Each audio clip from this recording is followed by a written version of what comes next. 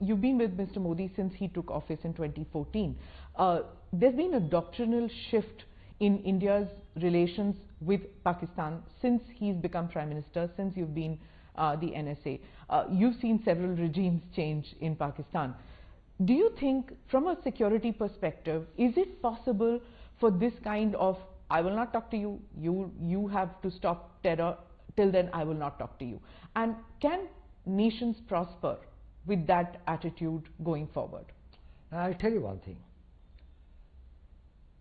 We cannot have peace and war at the choice of our adversary. If we have to protect our interests, we will decide when and with whom and on what terms we will have peace. When our core interests are involved, there is no question of peace at any cost. There has got to be a peace. We want very good relations with our neighbors, Pakistan included. We would like to have good relations with them. We would like to have very normal relations with them. But certainly the tolerance threshold for terrorism is very low. We certainly would not like to make our citizens as sitting ducks for the terrorists who come and this thing. Thank God, and I think I must this thing to the God. In last 8 years, this country has not seen any terrorist this thing except Jammu and Kashmir, which has been this thing of a proxy war. So it's a different type of a proxy war. Just before that, say between 2005 to 2014, we had Bombay, we had Pune, we had Kanpur, we have got Delhi, we have got this whole range of this, Bangalore, Ahmedabad and other. What was the whole range of this thing the country was being this way? If we were not firm, if we were not very decisive, if we did not have the clarity, we will fight it. And we will not beg for peace at any terms. So you spoke about Jammu Kashmir, so I have to say this because we saw that when Article 370 was taken back, you went there. You went to Kashmir, you spoke to the people.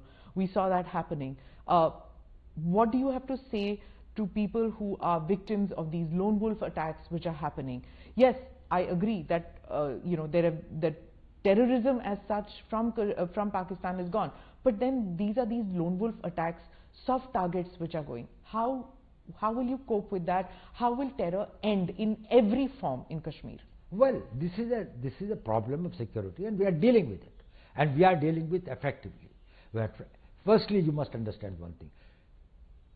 Post 2019, the mood and the temper of the people of Kashmir has totally changed.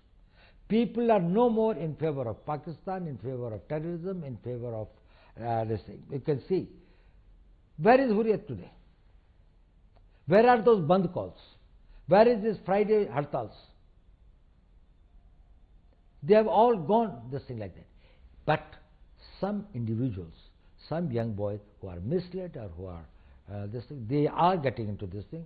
We are doing our best to persuade them. Their families are trying to persuade them.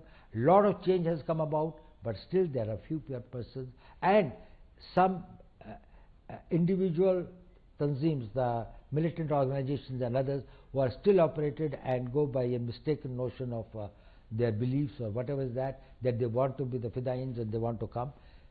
They do create problems for us. We are fighting them. And we are fighting them with total resolve. There is no way to deal with the terrorists. We don't deal with terrorism. We have to deal with the terrorists. And terrorists, their equipment, their weapons, their explosives, their money, and we on all fronts are trying to tackle it. And we are very hopeful that in another few months we'll be able to get it.